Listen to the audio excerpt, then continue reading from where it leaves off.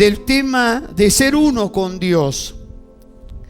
Este principio bíblico de ser uno con Dios lo vamos a ver según lo revela el libro del profeta Jeremías. Cómo Dios quiere que nosotros seamos uno con Él. Amén. Para poder cumplir su plan, para poder cumplir su propósito. Este es el principio que Dios desea que veamos. En los primeros 45 capítulos de este libro, este principio de que estoy hablando hoy, están en cada uno de estos capítulos del libro de Jeremías. Bendito el nombre del Señor. Y abarcan muchos puntos y muchos ejemplos. Pero lo primero que vamos a ver es la siguiente palabra que leímos en este momento. Los dos pecados básicos del pueblo, de dos cosas que hicieron. Dice que dos males ha hecho mi pueblo. Primero, abandonaron a Dios. Digan, abandonaron, dejaron. Dejar a Dios no es algo que sucede repentinamente, sino gradualmente. Muchos creyentes se comienzan a alejar levemente, no de repente del día a la noche. Poco a poco se van saliendo del camino. ¿Vio usted cuando van en la ruta? Ustedes, algunos que vinieron hoy, vinieron por la autopista, y vio que hay cada carril y a veces va adelante un auto y usted ve que el auto, usted va de un carril y va al otro, y usted está viendo que el auto de adelante se le va yendo para el carril suyo a veces. ¿Le pasó alguna vez? Y usted dice, ¿qué está pasando? ¿Será que se durmió? ¿Será que está hablando por celular? ¿Qué será que está pasando? Porque muchas veces un auto va del carril al lado y se nos pasa al lado, ¿no es cierto, hermano Mario? Hermano que vino hace unos días de allí de Misiones. Y uno no sabe, y si es un camión es peor todavía, porque un camión es más peligroso, es más grande. Y a veces uno tiende a correrse o a pasar. Y cuando uno pasa el camión o el auto se da cuenta muchas veces que la mayoría de veces están hablando con el celular y usted dice, qué peligro. De la misma manera y de la misma forma hay creyentes que poco a poco, sin darse cuenta, se van descuidando y se van saliendo del carril. Y cuando llega el momento menos pensado, abandona, deja al Señor, pero no lo dejó de un momento a otro. Es el resultado de un progreso lentamente que se va apartando. Dice que Israel hicieron dos males. Uno, me dejaron a mí, dice Dios. Me abandonaron. Diga, Señor, no te quiero dejar. No te quiero abandonar. No quiero terminar este año ni comenzando este año lejos de ti, sino cerca de ti. Vemos que hay creyentes que le pasan problemas, lucha, como decía el pastor, y a veces los problemas dicen, hermano, estaba tan mal que casi no vengo a la iglesia. A veces escuchamos ese testimonio como si fuera un testimonio poderoso. No, hermano, casi no voy, me sentía tan mal, estaba tan triste que ya casi no vengo. Es decir, cualquier problema, cualquier situación es un motivo para dejar. Pero bueno, gracias al Señor que después pensé, oré, medité y vine.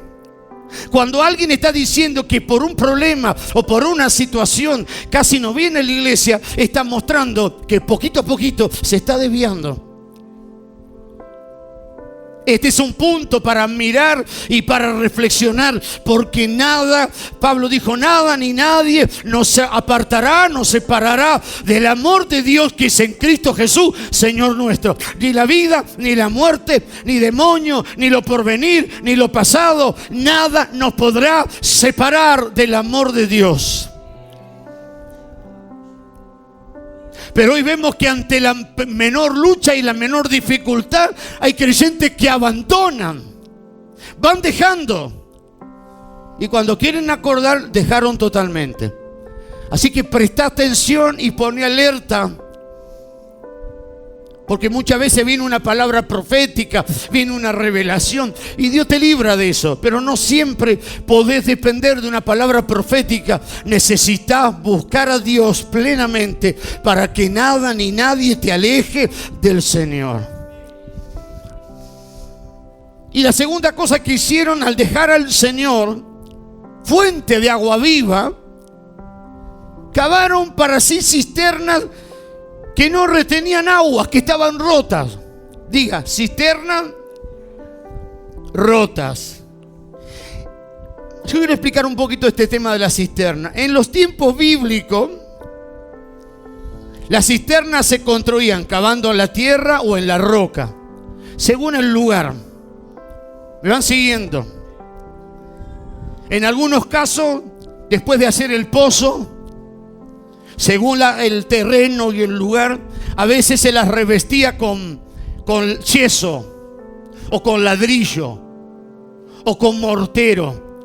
Algunos de estos materiales se usaban para revestir ese pozo que hacían, porque ese iba a retener el agua, que muchas veces era agua de lluvia y muchas veces era agua de algún río, que hacían, como dicen en el campo, allí que yo he ido tantas veces a Santiago, la sequía,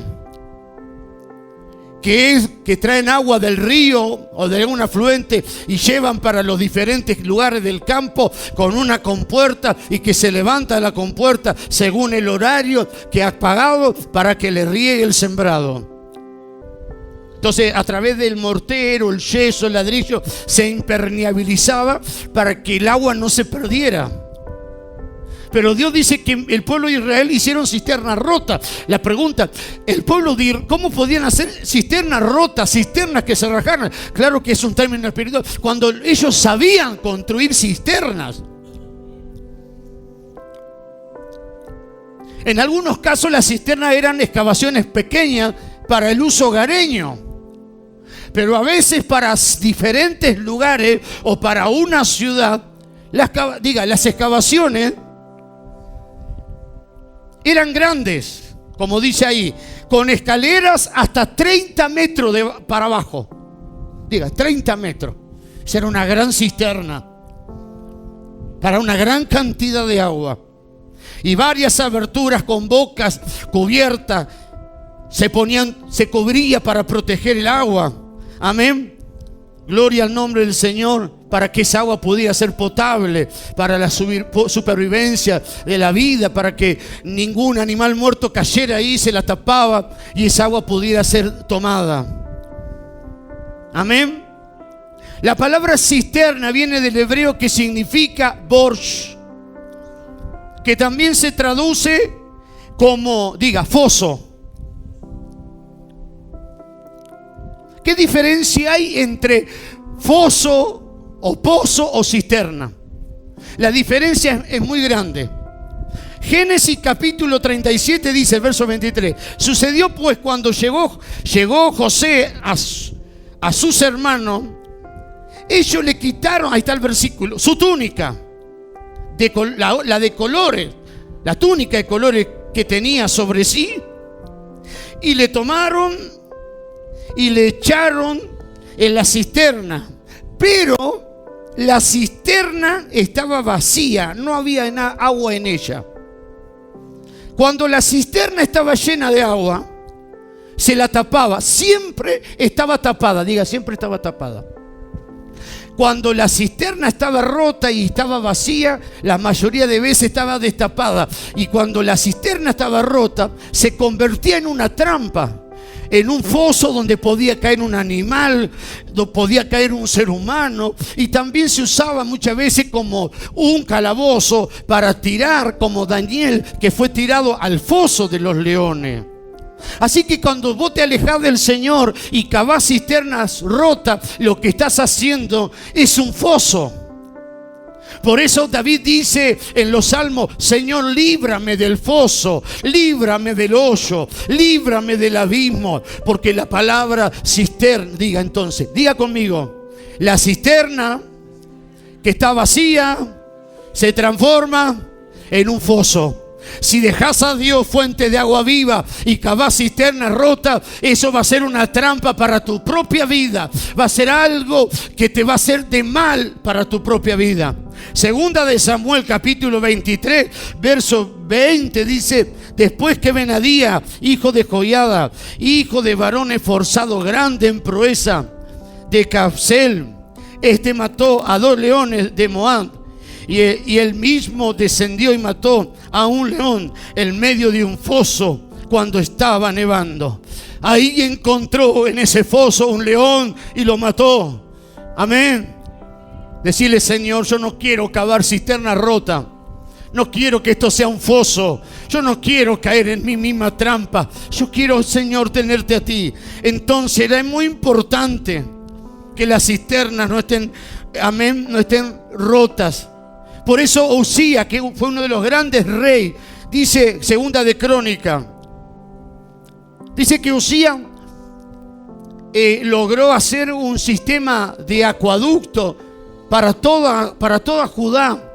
Porque, vuelvo a repetir, las cisternas serían como un tanque de agua. Sería como hoy la empresa que usamos de agua, que nos trae agua corriente a nuestros hogares.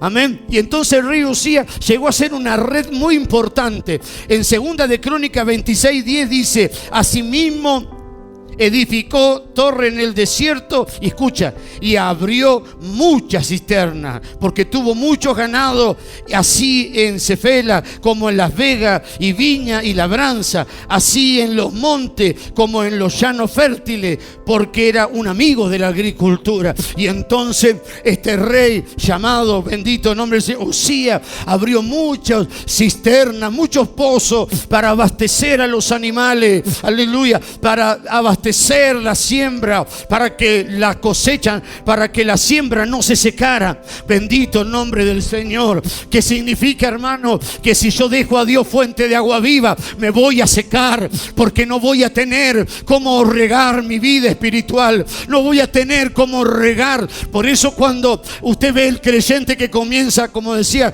la palabra, a apagarse y enfriarse, significa que está cavando cisternas rotas que no retienen agua y se va secando, porque usted sabe que un sembrado sin regar, sin agua, no puede crecer, no puede producir. Se muere la semilla, se muere la planta, y por consiguiente no hay alimento. ¿Me van siguiendo? ¿Cuántos dicen amén? Bendito el nombre del Señor. Algunas de estas cisternas eran muy grandes. Bendito el nombre del Señor. Por ejemplo, cuando Salomón edificó el templo, no solamente edificó el templo, sino que edificó cisternas para proveer toda el agua que necesitaba el templo y los sacerdotes. Y nos cuentan la historia que la capacidad de esas cisternas tenía entre 7.500 y 11.300 metros cúbicos. Eran tremendas piletas, tremendas cisternas para retener agua para el pueblo de Dios, para la casa de Dios. Ojalá que seamos nosotros, esta iglesia, no seamos nosotros, aleluya, como iglesia espiritual de Cristo, cisternas rotas, que no retengamos agua, sino que todo lo que Dios nos está dando lo podamos retener y no lo podamos perder. ¿Cuántos dicen amén? Entonces este fue el pecado básico del pueblo de Israel. Primero fue abandonar a Dios, la fuente de agua viva, el agua, el origen.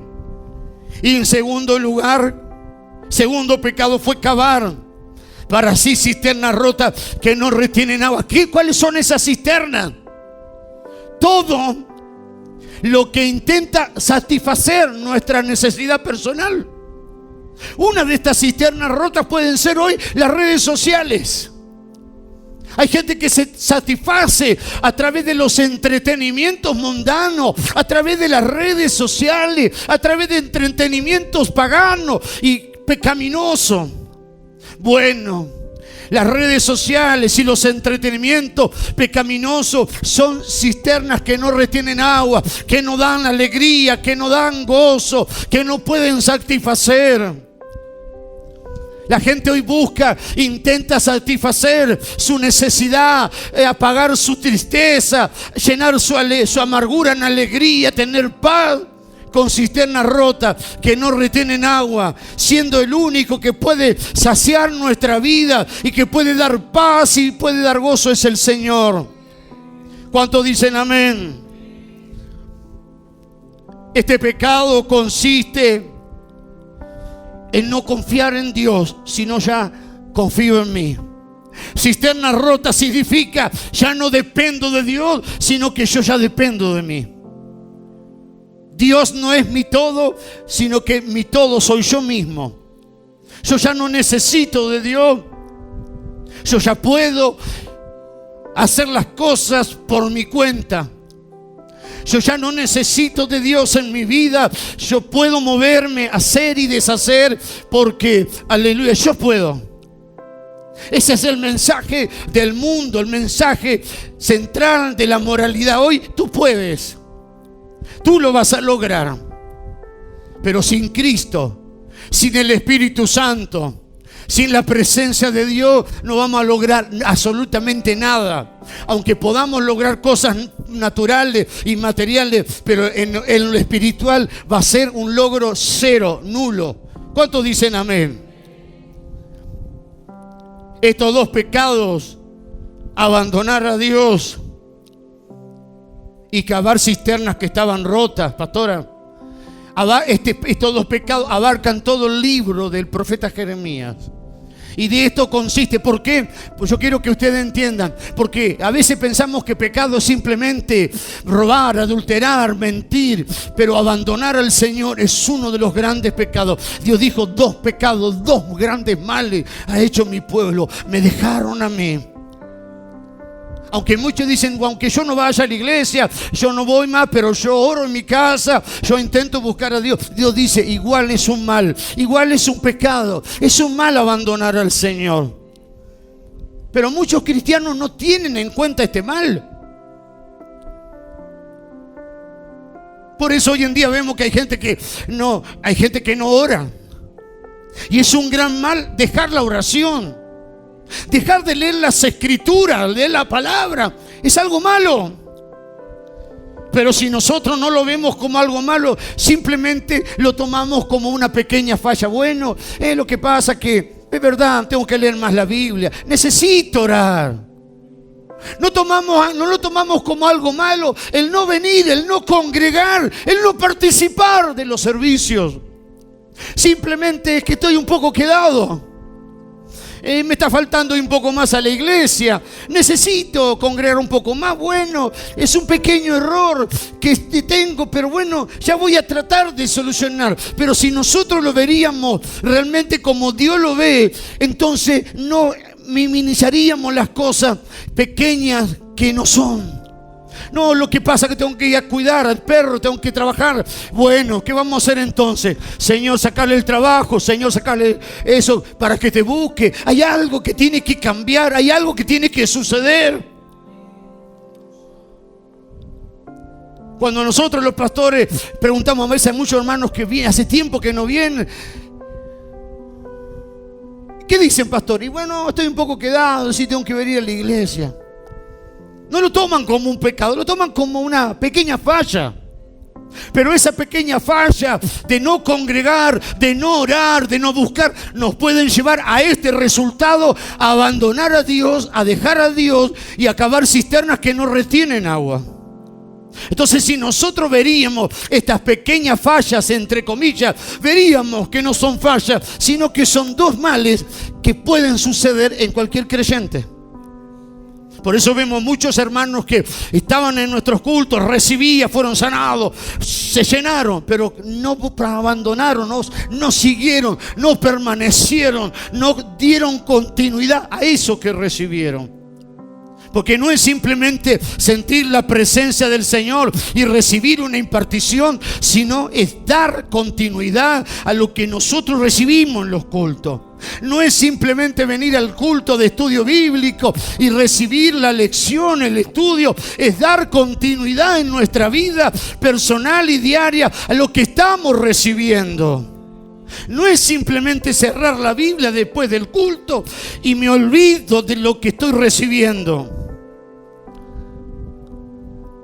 ¿Acaso no les enseñaron allí? La pastora no les enseñó cómo debemos de hablar.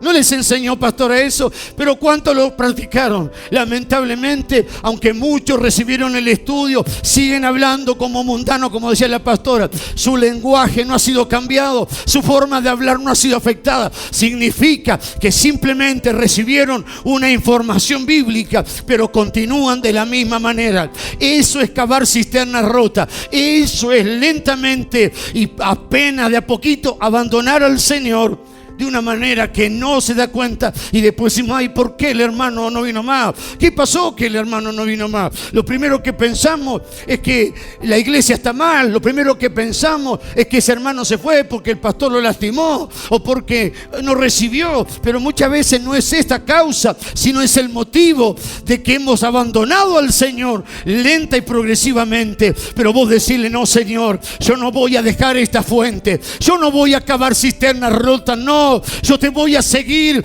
todos los días de mi vida. No quiero alejarme de ti.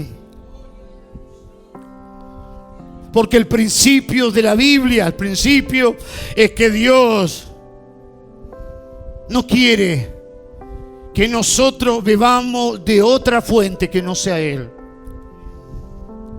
Hay una fuente, hay un manantial. Hay uno de los signos de la pastora que canta, dice que hay un precioso manantial de sangre, Manuel. Y Dios dice: no necesitan ustedes cavar cisternas que se van a romper. Ustedes no necesitan hacer pozos, porque yo soy su agua, yo soy su manantial, yo soy su fuente. Entonces vemos cristianos tratando de cavar cisternas que no retienen agua. Que aparentemente la cisterna, que hay un hermano que sabe, a veces las cisternas o los tanques tienen una pequeña fisura que a veces no se nota. Es como un caño que tiene una pequeña fisura que no se nota, y cuando se llena el tanque de agua no se nota, pero poco a poco se va perdiendo el agua. No es que se llenó el tanque y a la hora ya se vació. Esa pequeña fisura es un drenaje que se va perdiendo. ¿No te das cuenta cuántas cosas Dios te da y ya llega al tercer día en la semana y perdiste todo lo que recibiste? Hay una pequeña fisura, hay una cisterna que está fisurada. Recibiste, Dios te habló, te tocó, te dio la palabra, te ministró, y a los 2-3 días estás como si no recibiste nada.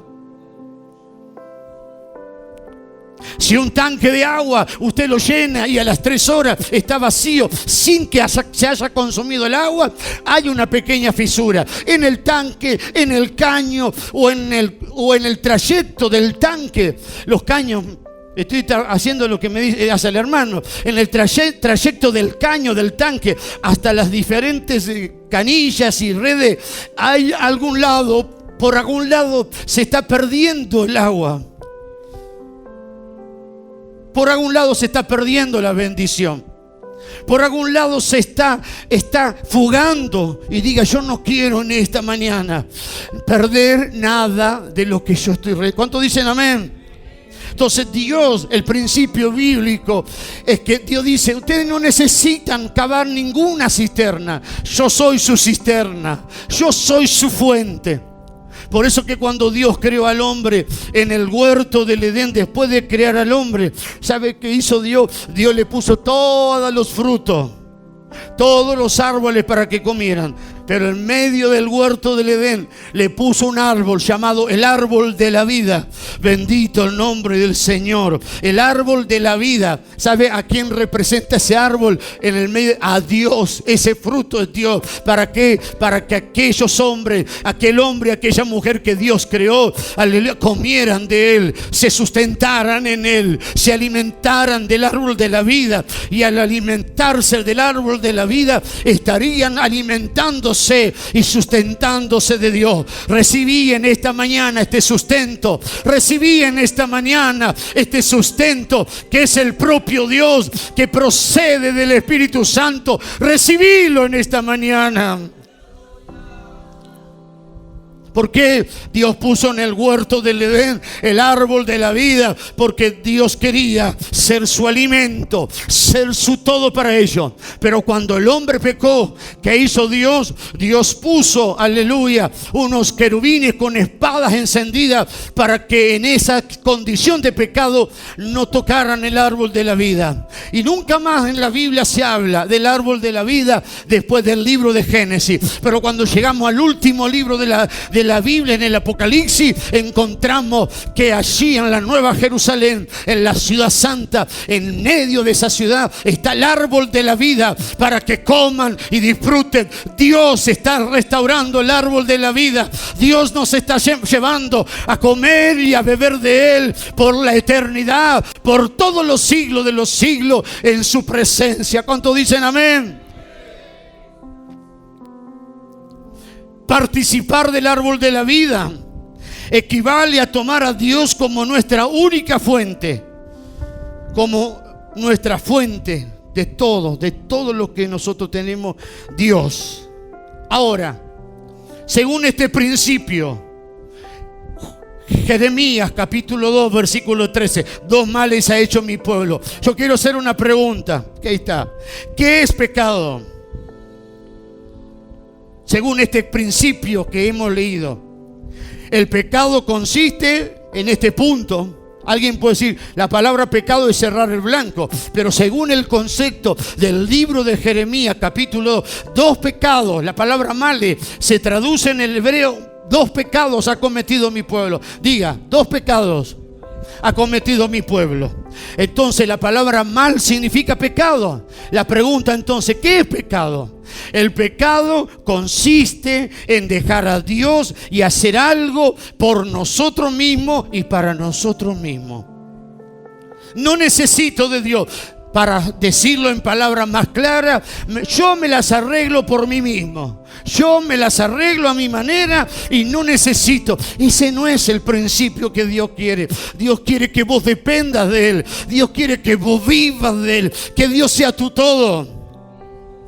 Esta palabra que estoy dando hoy, yo no sabía lo que la pastora, mi esposa, la porción que iba a compartir, ya no me dijo. Yo ahora aquí recién sé lo que ella dijo. ¿Y qué dijo en 2 de Corintios? Que todo lo que comamos o bebamos, todo lo que hagamos, lo hagamos para la gloria del Señor. Y eso es tomar a Dios como nuestra fuente de vida. Que todo lo que tenemos, que todo lo que hagamos sea para gloria y para honra del Señor. Pero si yo me alejo de Dios, ¿cómo podré glorificar a Dios? ¿Cómo Dios podrá ser glorificado a través de alguien que se aleja de Dios? Diga, yo no me quiero alejar de Dios.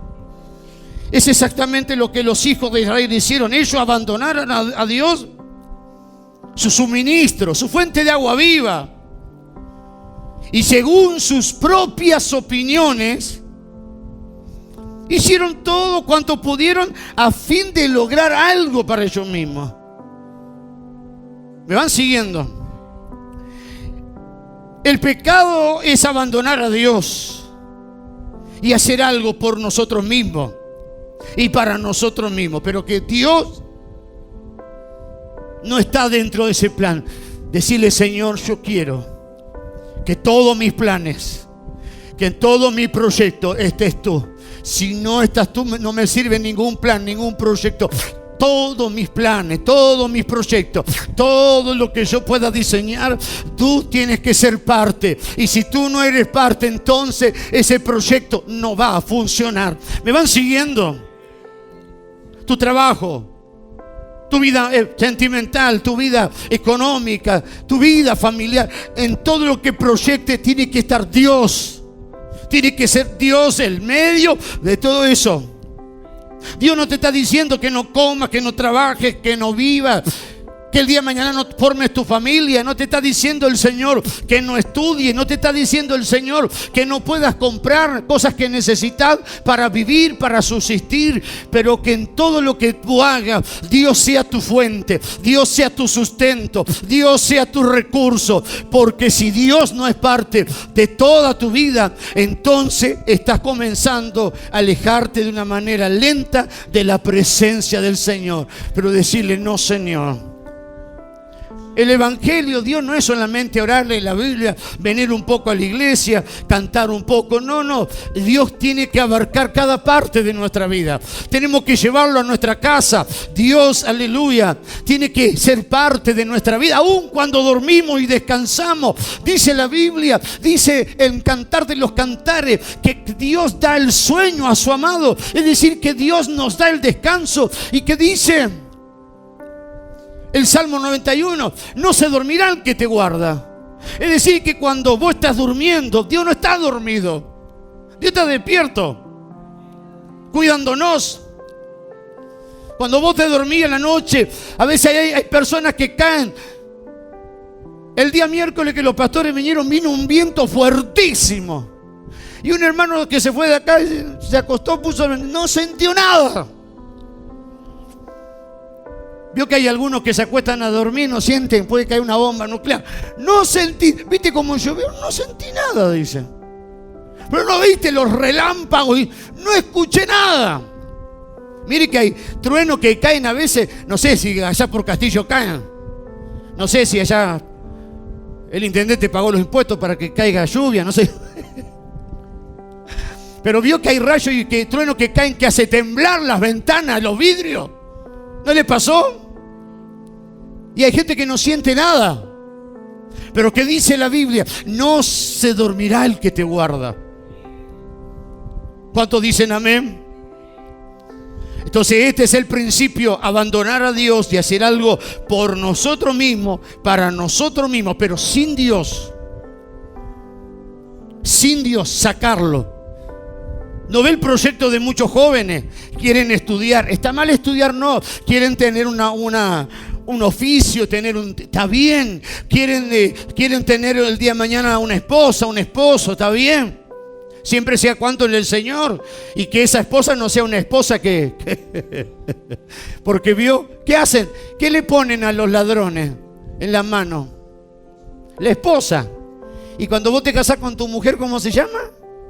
Tiene el mismo nombre. Hay que tener cuidado, que la que elija no sea esa esposa, guarda, ¿o no?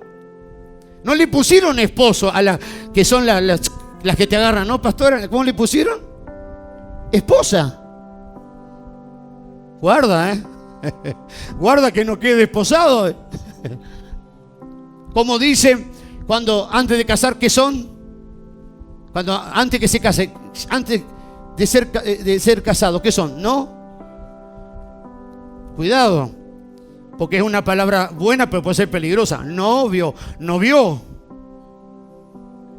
pero también si le cambiamos el sentido, puede ser novio. Por eso dice uno: estoy de novio, sí. Novio con quién está de novio. Novio con quién. Novio, cuidado. Cuidado con el novio que no vio. Y cuidado con la esposa. ¿Está mal esto? No. Pero está mal si en todos estos proyectos no está Dios, no está el Señor. Es peligroso. ¿Me van siguiendo? Entonces los jóvenes proyectan su vida, pero el problema es abandonar al Señor. El problema es dejar a Dios. Ahí está el gran mal. ¿Y qué sucede con los jóvenes? Cuando comienzan a ser adolescentes, a veces ya no quieren venir a la iglesia. Y los padres tienen que ponerse firmes porque... y ahí viene el diablo. Pero cuando yo tenga 18 años... ¿Cómo lo tiene el diablo con el número 18? Reprenda ese número. ¿Por qué dicen algunos así? ¿Por qué? Porque 18 años dicen: soy mayor de edad. Pero mientras vos estés en mi casa, vas a tener que sujetarte en el nombre de Jesús. No hay 18, ni 19, ni 20. No, Satanás fuera. Fuera con el número de cuidado, reprende ese número. ¿Por qué? Porque a muchos jóvenes el diablo le pone: cuando tenga 18 años, no voy más a la iglesia. Cuando tenga 18 años, me voy a ir de mi casa y me voy a vivir. No tengo que ir. Cuidado, reprendamos a ese número 18. Reprendamos al diablo y a todos sus demonios que quieren, aleluya, que por todos los medios nuestros jóvenes abandonen al Señor y proyecten su vida. ¿Qué es la cisterna rota? Es dejar al Señor y proyectar la vida a proyectar nuestra propia vida sin Dios. Y hoy estamos viendo en este siglo XXI una sociedad sin Dios, una sociedad sin Cristo, una familia sin Dios. Hoy estamos viendo, mire la sociedad, mire los jóvenes que no tienen a Cristo, mire los matrimonios que no tienen al Señor, mire la sociedad que no tiene a Dios. ¿Cómo va? Va como una cisterna rota, va hacia el precipicio, va hacia la destrucción, lamentablemente. Entonces no podemos proyectar una juventud lejos de Dios, porque es una seguridad de fracaso. Diga: yo no, Señor. Ayuda a mi familia, ayuda a mis hijos. ¿Cuántos dicen amén? Entonces, cuando leemos Jeremías 34 hasta el 45, en esta sección, encontramos 12 capítulos. Y en estos 12 capítulos, escuche, no vamos a leer todos estos capítulos, quédese tranquilo. No sea cosa que el profeta escribe. Vamos a leer capítulo 34 hasta el capítulo 45.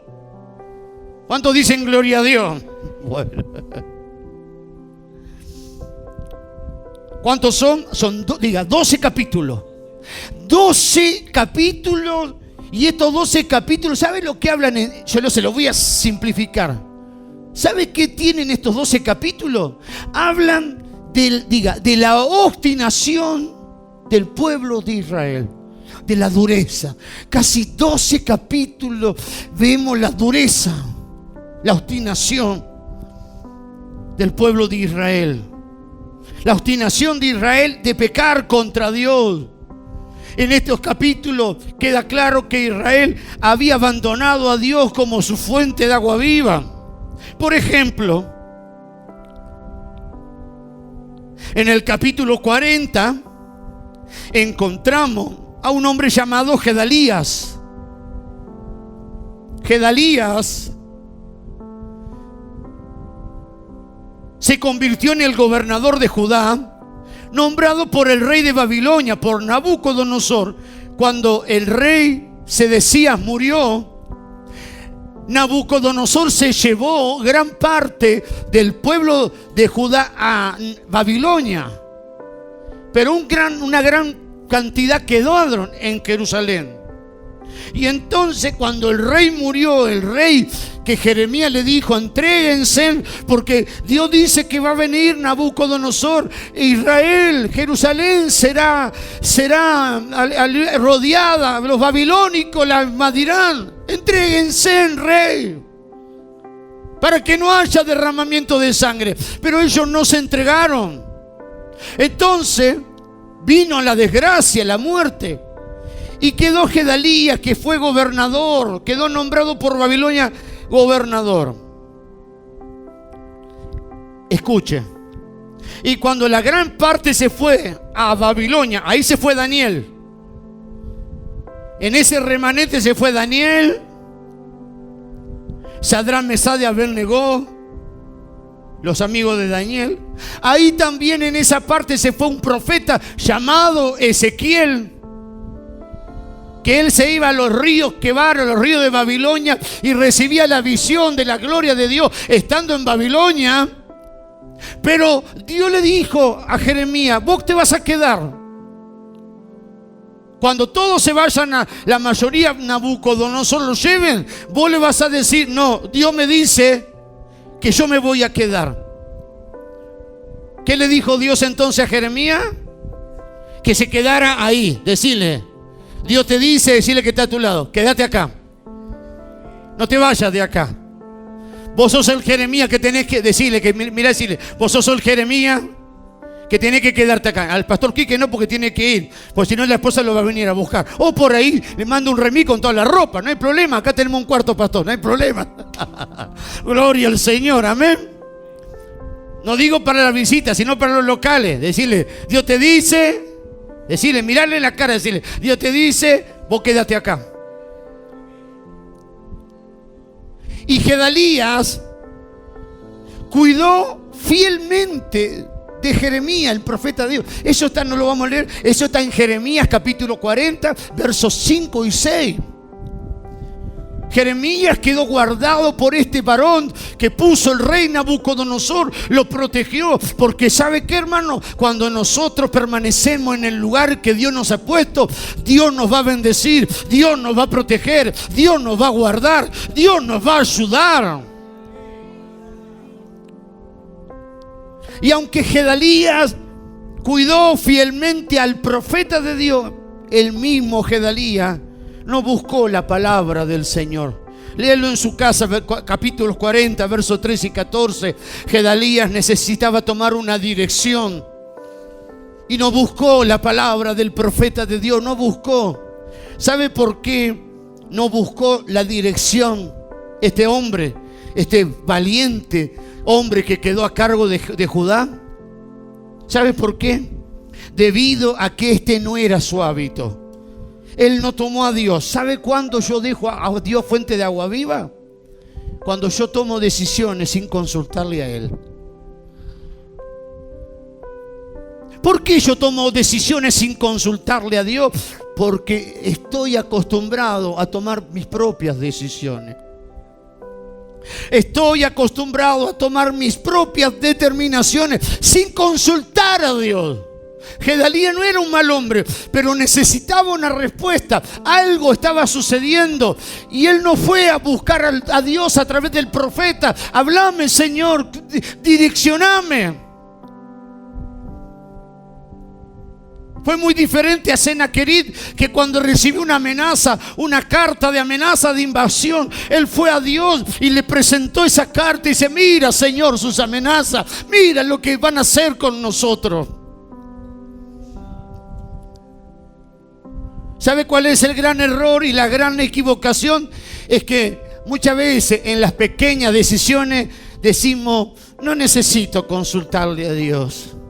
A veces pensamos que son en las grandes determinaciones, con quién me voy a casar, con qué es lo que voy a hacer. Pero a veces en las decisiones simples de la vida no consultamos a Dios. Y ahí es donde viene la caída. Y ahí es donde viene el declive espiritual. Aleluya. Cuando no consultamos a Dios en las pequeñas decisiones, en las pequeñas determinaciones. A veces tan simplemente, no sé, por ejemplo, en comprar algo y de repente no consultás a Dios. Cuando quería acordar, estás lleno de deuda, estás que no te alcanza el dinero porque no buscaste la dirección de Dios. Pastor, no me alcanza porque sacaste acá y sacaste allá. No pediste a Dios dirección, no te direccionaste. O a veces tu economía quedó en la bancarrota porque le prestaste a este, le prestaste al otro y resulta que después el otro no te devuelve. ¿No te pasó? Y si le vas a pedir, decir, me devolvé lo que todavía se te enoja, y si se te enoja te da vuelta la cara y no te saluda más. Decía un hermano: no, porque hablaron, fulano habló mal de mí. Bueno, decirle a todo eso, preguntarle a todos los que hablan mal de mí cuánto me deben, dice. Entonces vienen los problemas económicos. ¿Por qué? Porque no oramos. ¿No te pasó que a veces compraste algo que no necesitabas y que fuiste a comprarlo y algo sentía dentro que te decía como: no necesitas comprarlo? ¿No tuviste ese sentir dentro tuyo? ¿No tuviste ese sentir de que iba a comprar algo, pero como algo como que no estaba seguro de comprar o no comprarlo? Y después cuando te compraste, igual lo compraste y después estabas hasta acá que no podías pagar una cosa. Dios te estaba avisando. A veces no consultamos en las decisiones. No consultamos a los jóvenes en las amistades, con las personas que nos juntamos, con las personas que nos relacionamos, y son esas personas las que nos van a alejar del Señor. No consultamos las niñas que están aquí, en esa amiguita o en ese amiguito, esa amiguita que tenés, no, pero que es muy buena, sí, pero ella te dice, vos, ¿por qué no tenés novio? Vos tenés que tener novio también. ¿Ve? Entonces hay que tener cuidado en las pequeñas decisiones que no consultamos a Dios. Decirle, ayúdame, Señor. No era el hábito de Gedalías de consultar al Señor. No era su costumbre.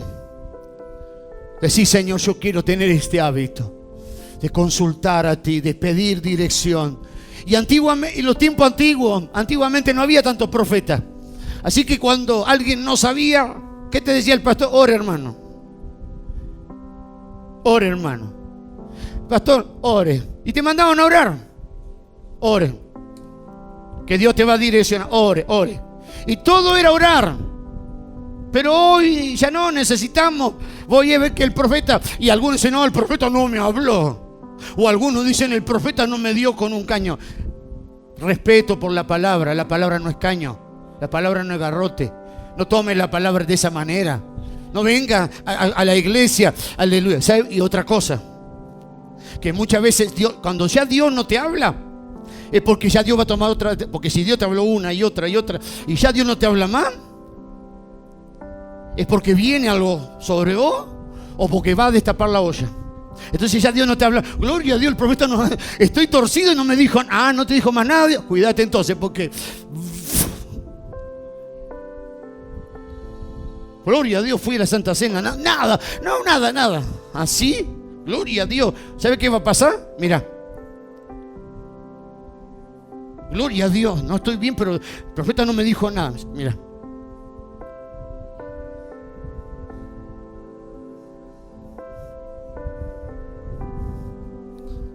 ¿Entendés? Entonces en esta mañana recibí esta palabra, recibí el Espíritu Santo, recibí y decí, Señor, que mi hábito, que mi costumbre sea buscarte en todas mis decisiones. Ahora fíjese, hermano, ser uno con Dios para recibir la palabra del Señor, para tomar y recibir la palabra de Dios, es indispensable que seamos uno con el Señor. Ser uno con el Señor significa que yo oro. Yo no oro simplemente porque tengo que orar. Yo quiero orar para ser uno con Él, unirme con Él, mezclarme con Él, entrelazarme con Él. Tenemos que poner nuestra confianza en Él, depender de Él y no dar lugar a ninguna opinión que proceda de nuestro yo, porque nuestras opiniones pueden ser esas cisternas que no retienen agua. ¿Me van siguiendo? Debemos simplemente recibir al Señor, recibir y permitir que Él sea uno. Este es el principio bíblico, especialmente en el Nuevo Testamento, en que Dios se abre a nosotros a fin de que podamos recibirlo a Él y entremos en Él y Él en nosotros y lleguemos a ser uno con Él. ¿Cuántos dicen amén? Lo primero que tenemos es recibir su palabra. ¿Para qué Dios quiere que yo reciba su palabra? Para que yo exprese ese pensamiento divino, para que esa palabra que yo recibo tome mi mente y mis conceptos no sean mis conceptos, sino sea la palabra revelada del Señor. ¿Sabe por qué digo esto? Porque es el libro del profeta Jeremías que dice, vienen unos días nuevos donde yo pondré mis leyes en su mente y corazón. Yo, dice el profeta Jeremías, dice el Señor, voy a poner mis leyes en su mente y en sus corazones. Y ellos serán mi pueblo y yo seré su Dios. Entonces la palabra ¿Para qué Dios nos habla? ¿Para qué Dios nos direcciona? Para que esa palabra se forje en nuestros pensamientos y para que nuestros pensamientos sean regulados por la palabra del Señor, sean gobernados por el pensamiento divino. ¿Cuántos dicen amén? Entonces, lo primero que tenemos que tomar y recibir es la palabra del Señor para expresar su pensamiento y su voluntad y el deseo de su corazón. No importan nuestras propias opiniones o preferencias. Si nosotros tomamos esta palabra, vamos a ser su portavoz, vamos a ser su profeta, vamos a ser sus hijos, vamos a tener esa palabra y vamos a poder dar esa palabra. ¿Cuántos dicen amén? Ese es el principio que hoy muchos cristianos han transgredido. No quieren ser uno con Dios. No quieren que Dios se aparte, que Dios tome control de su mente, su corazón. Gloria al Señor. Tal vez no tengamos este deseo de ser uno con Dios. Queremos ser su pueblo, pero no queremos ser uno con Dios. Y el resultado es que si no somos uno con Dios, nunca concordaremos con su voluntad. Nunca vamos a concordar con la mente de Dios. Nuestras opiniones van a ser diferentes a la palabra del Señor. ¿Por qué? Porque no somos uno con el Señor. Amén. Y esta es la razón por la cual también carecemos de unidad. Porque si yo no puedo ser uno con Dios, tampoco puedo ser uno con mi hermano. Amén. Si yo no logro ser uno con Dios, no podré ser uno con mi hermano. El principio de yo poder ser uno, de la unidad de la iglesia, es mi unidad con Dios. Es mi unidad con el Espíritu Santo. Porque cuando yo soy uno con Dios, no guardo rencor, no tengo nada contra mi hermano. Al ser uno con Dios, no hay nada que en mi corazón pueda permanecer contra mi hermano. Esa unidad con Dios nos guarda del dolor, del rencor, del rechazo. Nos guarda de todas estas cosas negativas en nuestra vida. Señor, yo quiero ser uno con Dios. ¿Cuántos dicen amén? Entonces, somos justificados por Dios, reconciliados con Él, según el profeta Jeremías, mediante Cristo, el renuevo justo. Cristo aparece en el libro del profeta Jeremías. Diga, Cristo aparece como el renuevo justo. Ese renuevo que se levantará, que reverdecerá y que perdonará nuestros pecados. Tal vez digamos, bueno, pero aleluya, yo soy mejor que los hijos de Israel. Nos damos cuenta que nosotros, al igual que los hijos de Israel, no fuimos uno con Dios. Que muchas veces no deseamos de corazón hacer su voluntad. Muchas veces hacemos la voluntad porque no nos queda otra. Muchas veces te vestís como te vestís porque no te queda otra, no porque vos deseás. ¿Me entendés? Entonces, lamentablemente, muchas veces no deseamos de corazón hacer la voluntad de Dios. No tenemos, decir, bueno, para así decir, bueno, ahora soy creyente y bueno, no puedo ir al baile, no puedo hacer esto, no puedo hacer lo otro. No porque el pastor me lo prohíba, sino porque Dios lo dice. Pero muchos cristianos lo dicen con un desánimo, como diciendo, bueno, ¿qué va a hacer? No puedo. Y para los jóvenes más, y no, yo no puedo. Yo como quisiera ser como el otro muchacho, mirá, en el baile, pero no puedo porque soy evangélico y mis padres son evangélicos y me tienen ahí.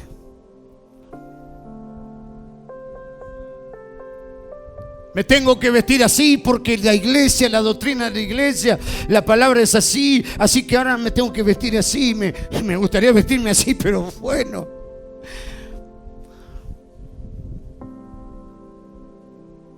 No me queda otra.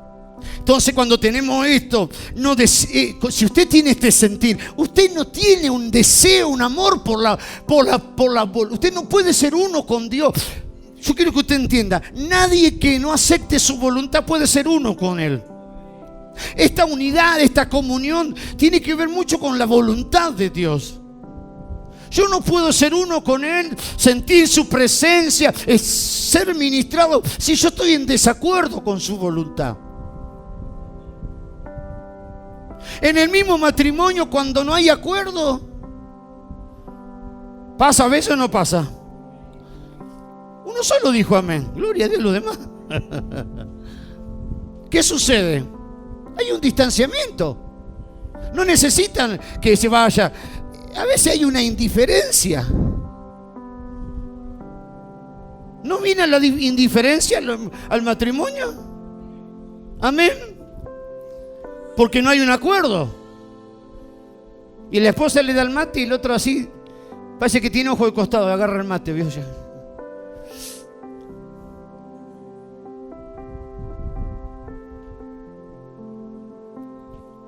Qué calor, sí. No, sí, no, sí, no. Hay desacuerdo. ¿No hay desacuerdo a veces? Digan amén, a ver. Y cuando hay desacuerdo, se pierde esa comunión. ¿O no? Entonces, si nosotros no estamos de acuerdo con su voluntad en toda la área de nuestra vida, no podemos ser uno con Él, no podemos tener comunión si estamos en desacuerdo con Él. El desacuerdo es, a veces en la fiesta sucede, que la esposa dice, no, yo quiero ir a la casa de mamá. Y la esposa dice, no, quiero ir a casa de mamá. No, pero el 24 ya fuimos el año pasado a la casa de mamá, ahora toca a mi mamá. No, pero yo quiero ir a la casa de mamá el 24 y el 30. Y entonces a veces vienen los problemas, la familia, la fiesta, el problema, porque uno quiere pasar las dos fiestas con la familia de él y otro, y hay problemas.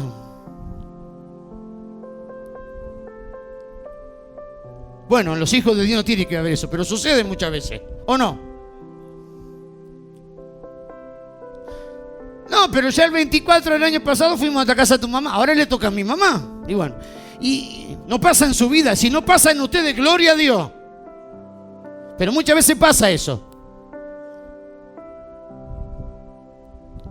Pasa, diga, pasa. Y hay desacuerdo, y hay división, y no hay comunión. ¿Cómo yo puedo ser uno con Dios cuando yo estoy haciendo su voluntad? Pero estoy haciendo su voluntad porque no me queda otra. Hago esto y me visto así porque no me queda otra, porque si yo tuviera libertad haría todo lo contrario. Entonces yo estoy como el pueblo de Israel, estoy alejándome del Señor y estoy cavando cisternas que no retienen agua, y por eso usted va a dar creyente esta vez, usted lo ve muy lindo, vestidito, todo, pero están secos, no retienen la presencia. ¿Por qué? Por causa de esta palabra que estoy dando. Se van apagando, se van secando, se van enfriando, y llega un momento, aleluya, que es tan evidente que ya, aleluya, llega un momento que cuando el creyente se va apagando, ya por más que cante el corito y salte y remolinee y dé un montón de piruetas, usted se va a dar cuenta, aleluya, como dice el apóstol Pablo, que aunque hable en lengua también, a veces como címbalo que resuena y que retumba, aleluya, simplemente puede hablar en lengua porque tiene el don, pero está vacío. Y Dios dice, aleluya, si hablas en lengua y no tengo amor, soy como un metal, soy como un tambor que suena, pero por dentro está vacío. Y diga, yo no quiero hablar en lengua y estar vacío por dentro. Yo no quiero saltar y danzar, quiero estar lleno del Espíritu Santo, y que esta llenura del Espíritu Santo sea mi expresión exterior. Cuando no estoy lleno del Espíritu Santo y tengo estas expresiones, simplemente es emoción. Y esto es lo que yo siempre hablo. Yo no estoy en contra de las manifestaciones del Espíritu. Yo no estoy en contra de que los hermanos salten y dancen y alaben a Dios. Pero yo no estoy a favor de que simplemente sea una emoción eterna y que por dentro esté vacío y que por dentro esté seco espiritualmente, porque está dejando esa fuente. Hoy es día de volver a esta fuente. Hoy es día de volver y beber y dejar esa cisterna rota y beber de estas aguas que te van a llenar y que no vas a tener sed jamás. Debido a que nosotros, al igual que los hijos de Israel, no fuimos uno con Dios, no deseamos de corazón hacer la voluntad de Dios, ofendimos a Dios. Éramos un pueblo cuyo corazón era engañoso, como lo dice capítulo 17, verso 9. Engañoso es el corazón y perverso más que todas las cosas. ¿Quién lo conocerá? Dios dice al pueblo de Israel: su corazón es mentiroso. Se están dejando de guiar por las emociones. Pero yo le quiero decir algo, porque veo que gente, ay, siento, que no siento, que siento y que no siento. En este coro siento, en esta no siento, en esta siento, en esta no siento. Entonces está haciendo falso contacto, ¿vio, hermano Claudio? Es como el botón que cuando... Basta de falso contacto. ¿Vio que en el falso contacto tenés la llave de luz que no hace buen contacto y que a veces vos la prendés y no se prende y que tenés que... Y tenés que... ahí hasta que le da... ¿No te pasa? Bueno. ¿No le pasa a veces algunas luces? ¿Qué pasa, hermano Claudio, cuando va a prender la luz y que tenés que golpearla? ¿Está haciendo falso? Hay creyentes que tienen falso contacto, ¿vio? Hay días que gloria, días que están... Hay días que dicen, hermano, paz del Señor. Todavía, paz del Señor. Está fallando el contacto. Yo más que el contacto creo que son los cables, ¿vio? Que se les peló y están todos pelados y chocaron. Pero en esta mañana, gloria al Señor, mi corazón puede ser engañoso. Oh, aleluya, Señor, limpia mi corazón. Dame un nuevo corazón. Bienaventurados los de limpio corazón, porque ellos verán al Señor. Dios dice, ustedes se llevan por las emociones, ustedes se llevan por su corazón, ustedes se llevan por lo que sienten. Y dice Dios a través del profeta, les quiero decir algo: su corazón es perverso y es engañador. ¿Quién lo conocerá? Ustedes no conocen, pero yo conozco los corazones. Dios puso en evidencia que su pueblo tenía una naturaleza pecaminosa y rebelde, y que el pecado era tan terrible en ellos que no querían cambiar. Diga conmigo, hay personas que no cambian porque no quieren cambiar. Decir, Señor, yo quiero cambiar, transfórmame, cámbiame. Pero ¿cómo usted, profeta, puede decir eso? Jeremías capítulo 13, verso 23. Ahí está. ¿Mudará el etíope su piel? Es difícil. Si naciste negrito, no quieras ser rubio. Y el leopardo sus manchas, imposible, porque Dios lo hizo con manchas. Así también podéis vosotros hacer el bien cuando ¿podréis vosotros hacer el bien estando habituados a hacer el mal? Es decir, que el pueblo de Israel se habituó, se acostumbró a hacer siempre lo malo, que le costaba hacer lo bueno. Pero decía, en esta mañana yo quiero habituarme a hacer tu voluntad. Para mí lo que tiene que ser lo habitual es obedecerte. Aleluya. Yo no quiero ser, aleluya. Es muy difícil que un negrito cambie de color. Es muy difícil que un leopardo cambie sus manchas. Y es difícil que una persona cambie cuando no quiere cambiar. Es muy difícil que alguien cambie si no quiere cambiar. Pero si alguien quiere cambiar, Dios lo va a cambiar. Si alguien quiere ser diferente, Dios lo va a hacer ser diferente. Aleluya. Hoy que me cuesta cambiar. No, no es que te cuesta cambiar. Dios te puede cambiar. Si vos querés cambiar, Dios te va a cambiar. Y si vos no querés cambiar, Dios no te va a cambiar. Vas a ser como el etíope o como el leopardo. Pero si en esta mañana decir: Señor, cámbiame, Señor, transfórmame, purifícame, como decía la canción, límpiame, Señor, y líbrame de todo lo que impide tu fluir. Dios lo va a hacer, Dios lo va a hacer, Dios lo va a hacer. Recibí esta palabra, recibí esta palabra, recibí esta palabra. Dios le dice, son palabras muy fuertes, pero está diciendo lo que había. Sus corazones son mentirosos y no quieren cambiar. Hay engaño en sus corazones. Jeremías capítulo 17, verso 9. Hay mentira en sus corazones. ¿Cuántas personas te dijeron: pastor, cómo te quiero, pastor? Te besaban. Y ellos fueron los que después te clavaron el puñal. No, pastor, ¿cómo los quiero? ¿No te pasó? Y si no te pasó, prepárate porque te va a pasar. Hermano querido, ¿cómo te quiero? Ay, mi hermana, vos sos como si fuera mi hermana.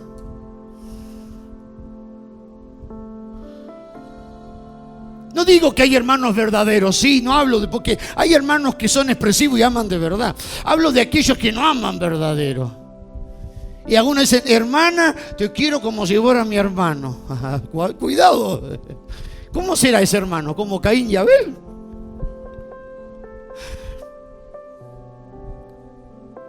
Porque Caín y Abel eran hermanos, pastora. Pastora, dicen: no, te quiero como si fuera mi mamá. Y la dejaron a la mamá, la abandonaron a la mamá, el papá también. Es engañoso el corazón. ¿Cuántas personas vinieron, pastor, tal vez en tu iglesia? Pastor, voy a estar contigo acá, voy a ayudar firme. Y ya al menos nunca más vinieron. Hay mucha gente engañosa y mentirosa. Claro que esto no nos va a afectar a nosotros. Nosotros vamos a seguir. Pero esta es la realidad. Hay mucho engaño en el pueblo de Dios. Hay mucho engaño. Hay gente que ha dado ayuda a la obra y después se enoja con la iglesia. Yo lo he visto tantos años en las iglesias. Gente que hasta ha donado bancos, cosas, y después se van, se quieren llevar todo.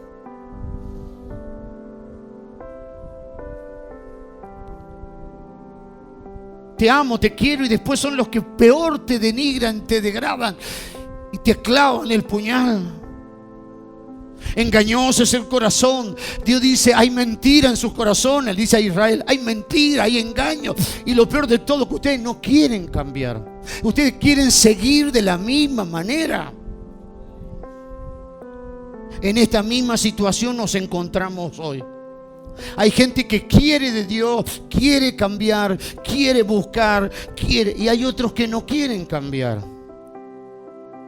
Y que cuando se van a ir de la iglesia no van a decir: me voy porque no quiero cambiar, me voy porque no quiero dejar la mundanalidad, me voy porque no quiero ser transformado. No, van a decir todo lo contrario, porque si son creyentes en el cual no quieren cambiar y son engañosos de corazón, van a decir todo lo contrario. Van a tratar de ensuciar al pastor, a la iglesia, a los hermanos, que ellos están mal y que ellos están bien. Y lamentablemente, como hay hermanos que no tienen discernimiento espiritual, puede ser que entre la incertidumbre. Y si es así, porque falta el entendimiento y el discernimiento espiritual. Ahora, hablando en nosotros, ¿cómo podríamos ser reconciliados con Dios? ¿Cómo podríamos ser justificados por Él y tomarnos de Él para ser su pueblo? Dios dice: mi pueblo es mentiroso, mi pueblo es engañoso, mi pueblo no quiere dejar de pecar, les gusta pecar. Hay gente que dice: caí en el pecado. No, me gusta el pecado. Por eso los enterrianos son muy pecadores, les gusta mucho el pescado. Pescadora. Me gusta. El pastor dice: no hay que chismear, pero cómo me gusta el chisme. Me gusta tomar unos matecitos y, ay, contame, dale, mandame un WhatsApp, a ver qué te digo. Ay, contame. Mirá, te tengo una para contar, si la chismosa te va a decir. Mañana no esperé mañana. Como dice el corito, no dejé para mañana lo que fue. Contame que no, sí, pero no sabía quién vi, no sabés lo que. Oh, no, pero mañana, no, pero no mañana, contámelo ahora. Sí, pero contámelo todo, dale. Y antes, vio cómo era, tengo una, y antes era, bueno, mañana anda, y antes no había WhatsApp, el grupo de WhatsApp era a la casa del otro para que te contara lo que.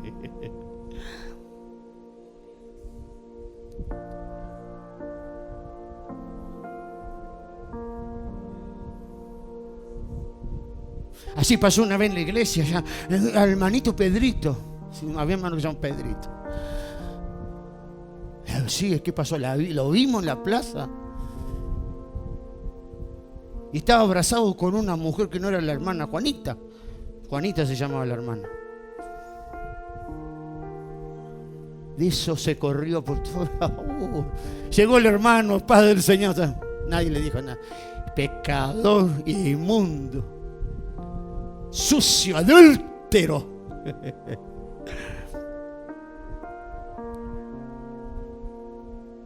Pero nadie sabía que esa mujer que lloraba y que él lo vieron en la plaza abrazando, era su propia hermana, que había recibido la noticia, el hermano y ella, que su madre había fallecido.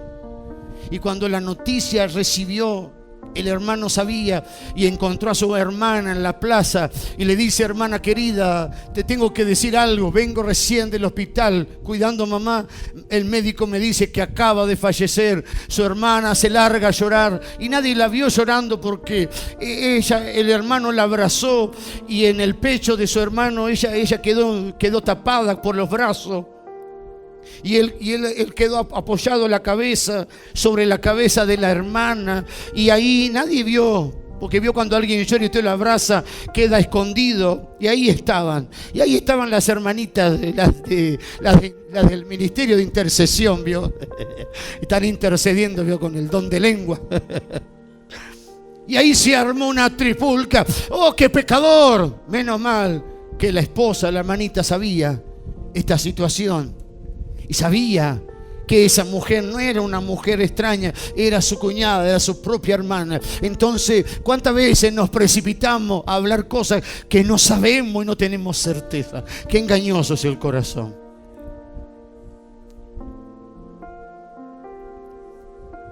Después pasó una vez, me contaron en Centroamérica, de un diácono que lo llevaron a la iglesia delante del pastor para acusarlo de que este diácono le pegaba a su esposa. Sí, le pegó. Sí, le pega.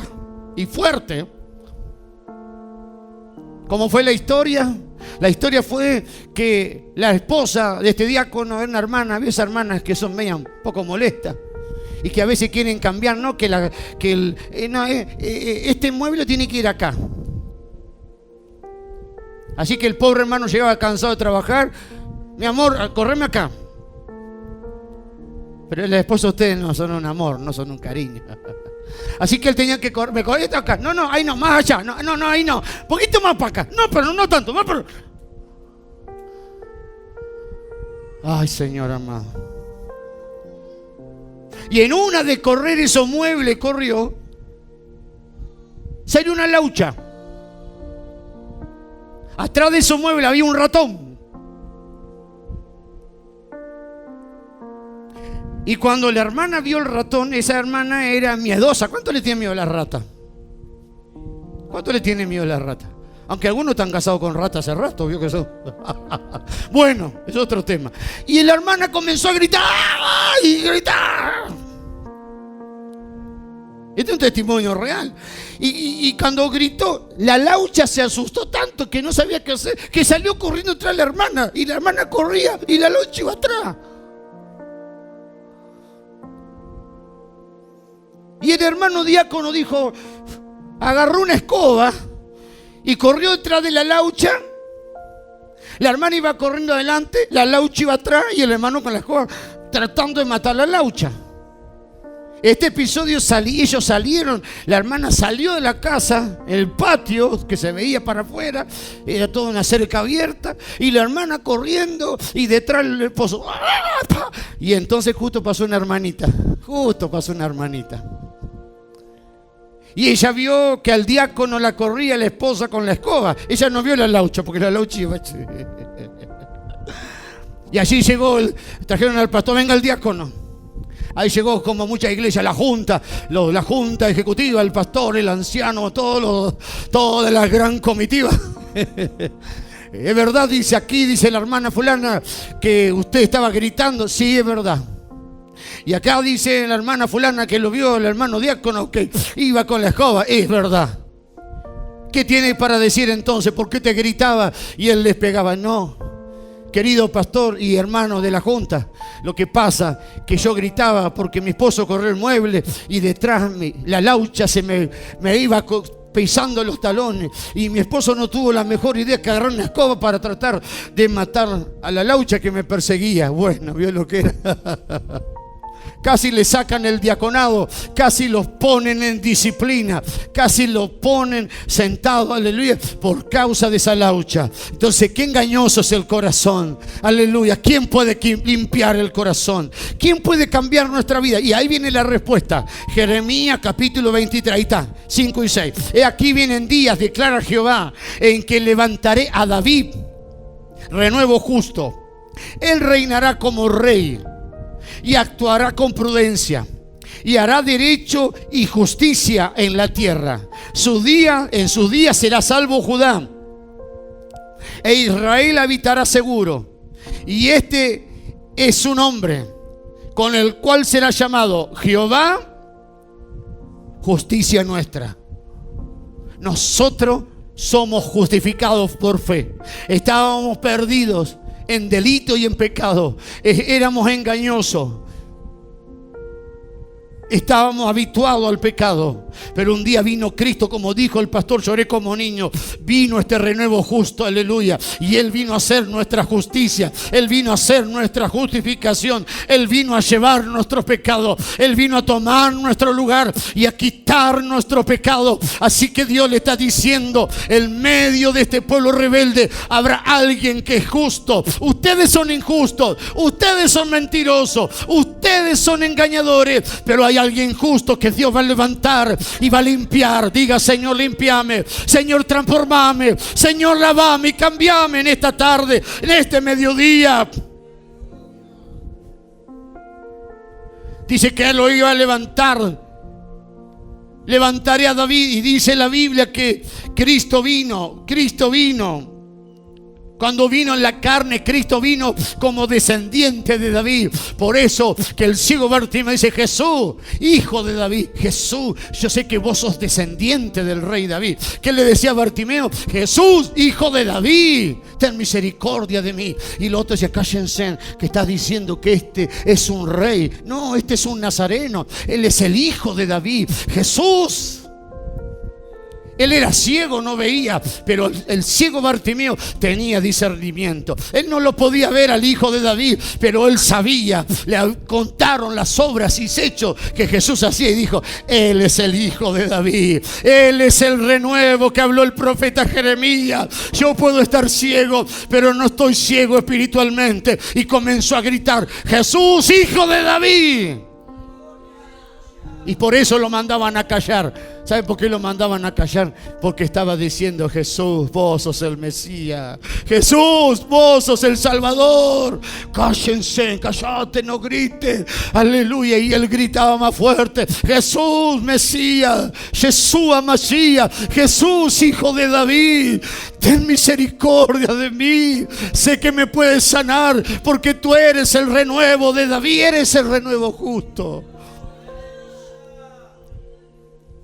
Vendrá uno de la casa de David que va a justificarlos, que los va a perdonar. Ese renuevo de David vino, murió en la cruz y se transformó como nuestra justicia y perdonó nuestros pecados. Amén. ¿Cuántos dicen amén? Y ahora, para terminar, la secuencia espiritual escrita en los escritos por Jeremías. Primero, el libro de Jeremías no fue escrito siguiendo una secuencia histórica, sino que este libro ciertamente tiene una secuencia espiritual. Número 1, primero, capítulo 2 lo hemos leído. Comienza el libro con el capítulo 2, los mal hechos mi pueblo. Primero, Jeremías muestra los pecados básicos. Diga, los pecados básicos. Abandonar a Dios y cavar cisternas rotas. Primero. Luego, lo que recién leímos hace un momento. El profeta pone en evidencia gradualmente que el corazón humano es engañoso y que es incurable. Que somos malvados y somos casos perdidos. Diga, soy un caso perdido. Solo Dios me puede salvar. La naturaleza caída no cambia, no puede cambiar. El hombre no puede cambiar por sí mismo. Es como el leopardo, así nació con las manchas, así. Es como el etíope, es negrito, no puede ser blanco. Y el blanco no puede ser negrito. Solo la justicia y solo la gracia. ¿Quién puede cambiar? Y viene entonces el punto número 3. A fin de poder ser uno con Dios, necesitamos que Cristo, como el renuevo de David, sea nuestra redención, nuestra justificación. Nos introduzca el Señor. Y ahí entonces, en el tercer punto del libro de Jeremías, viene la cumbre de la revelación. Diga, la cumbre de la revelación. ¿Cómo es el corazón del hombre? Engañoso. Decirle, ¿cómo es tu corazón? ¿Cómo es el corazón? Engañoso. Sí, sí. ¿No ves que tu corazón te engaña? A veces el corazón te dice, oh, qué ganas que tengo de ir a la iglesia. Y a veces tu corazón, no tengo ganas. ¿O no? Tu carne no es así. Hoy tengo una gana de orar y a veces no tengo ganas de orar. Hermano, no tengo ganas. Engañoso el corazón. ¿Cómo es el corazón?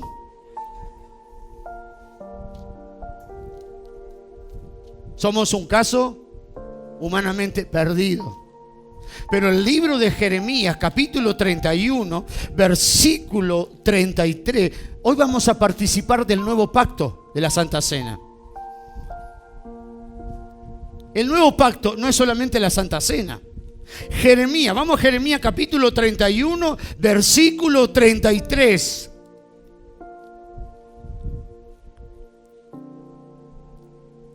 Vamos desde el 31. Jeremías 31, 31. Aquí vienen días, dice Jehová, en los cuales haré nuevo pacto con la casa de Israel y con la casa de Judá, con los dos reinos, el del norte y el del sur. Verso 32. No como el pacto que hice con vuestros padres, el día que tomé su mano para sacarle la tierra de Egipto, porque ellos invalidaron mi pacto, aunque yo fui marido para con ellos, dice Jehová. El pacto que Dios hizo a través de Moisés, los mandamientos, la ley. Verso 33. Pero este es el nuevo pacto que haré con la casa de Israel después de aquellos días. ¿De aquellos días? ¿Qué días?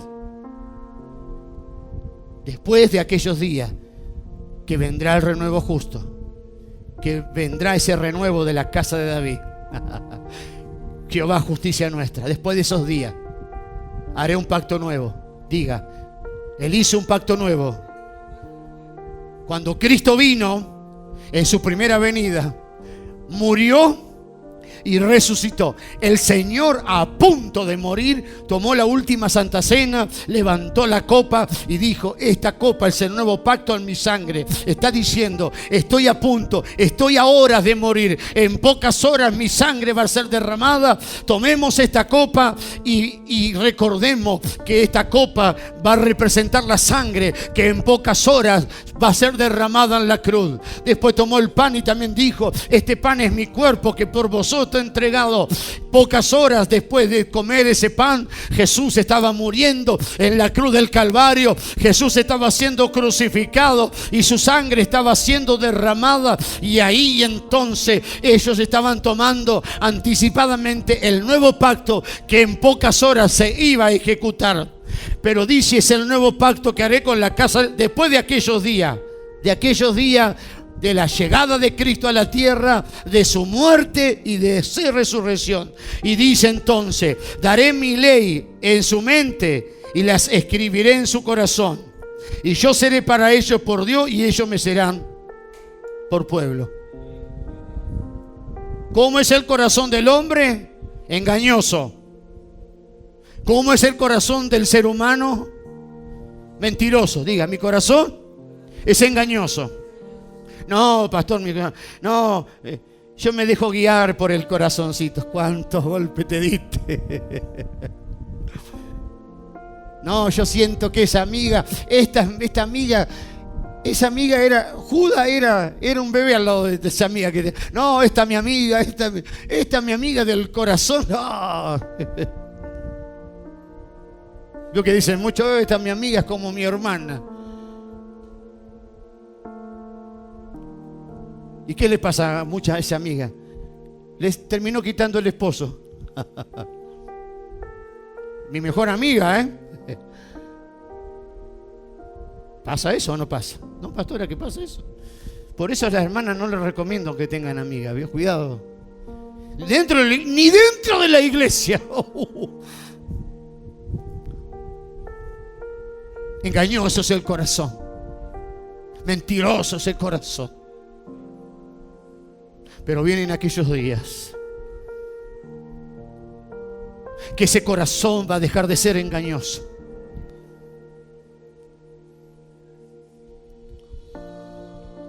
¿Por qué va a dejar de ser engañoso ese corazón? Porque hay alguien que va a poner sus leyes, va a escribir sus leyes dentro de nuestro corazón. Yo daré mi ley y las escribiré en su corazón. Levanta tu mano y decí, Señor, mi corazón es engañoso, mis emociones son variables. Soy variable, pero en esta mañana yo te pido, Señor, que tú coloques en mi corazón tu palabra. Escríbelas con tu dedo. Escribiré, dice el Señor, mis leyes en su corazón.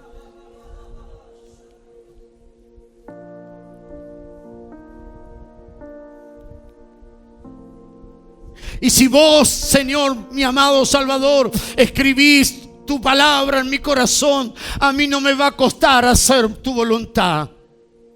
¿Sabe por qué te cuesta dejar las cosas del mundo? ¿Sabe por qué te cuesta obedecer la palabra? Porque la palabra la tenés acá en tu cabeza, pero no la tenés escrita en tu corazón. Pero si en esta mañana le dejás al Señor que Él mismo con su mano divina escriba su palabra en tu corazón, no te va a costar obedecer la doctrina. No va a ser algo, ay, que me cuesta, ay, qué difícil. No, porque esa palabra va a ser inscrita en mi corazón y en tu corazón.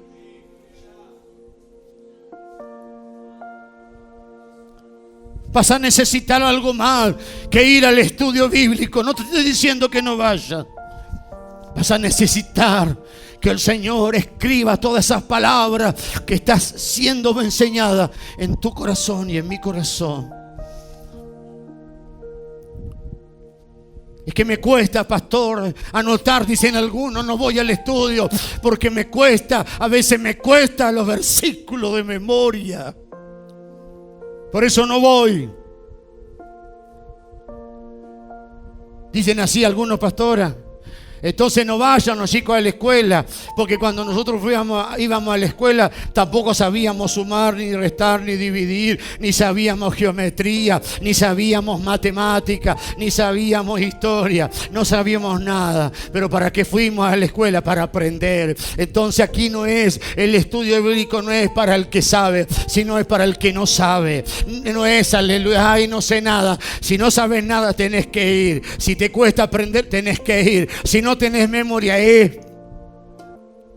Entonces no diga usted, vuelvo a repetir, no diga, no, lo que pasa es que me cuesta. No, aquí no, el estudio no es para el sabio, aquí es para el que en esta mañana Dios dice, voy a poner mi palabra en su mente y la voy a escribir. Mis palabras van a ser escritas en tu corazón.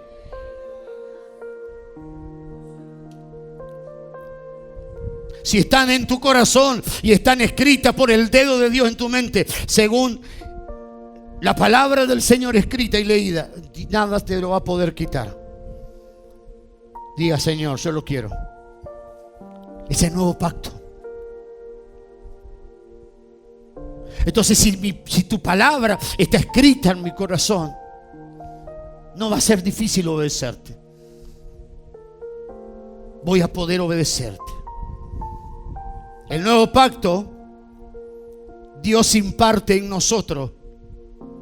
Recibimos este Espíritu y el Espíritu Santo es el que está trabajando en nuestro interior, forjando su palabra en nuestro interior. Decía, Espíritu Santo, hace tu obra en mi corazón, porque ese es el nuevo pacto. Aleluya, ya no están las leyes escritas como en el Antiguo Testamento en las piedras que Dios le dio a Moisés, sino están en mi corazón hoy. Esta impartición divina lo que está haciendo no es simplemente pastora Cristina colocando su palabra, sus leyes en mi corazón y en mi mente, sino que a través de este operar está restaurando, restaurando todas las cosas. El Señor está restaurando esta impartición, este obrar está restaurando todas las cosas y llegará a su consumación en la nueva Jerusalén, en el cielo y la tierra nueva.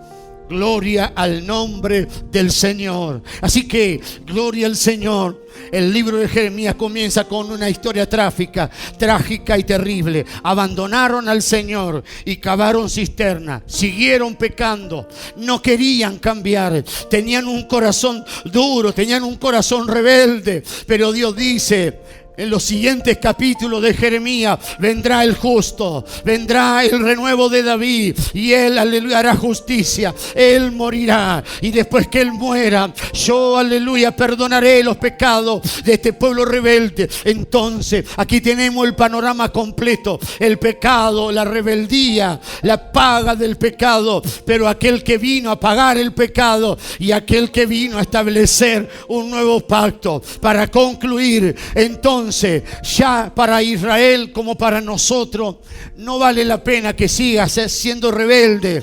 No vale la pena que sigas, aleluya, siendo duro de corazón. No, Dios te puede cambiar. Dios te puede cambiar. Dios te quiere cambiar. Dios te va a cambiar. Aleluya, gloria al Señor. Me cuesta dejar esto. Lo que necesita es que el Señor imparta su ley, es que Dios imparta su palabra. Levanta tu mano, porque ahora está el Señor.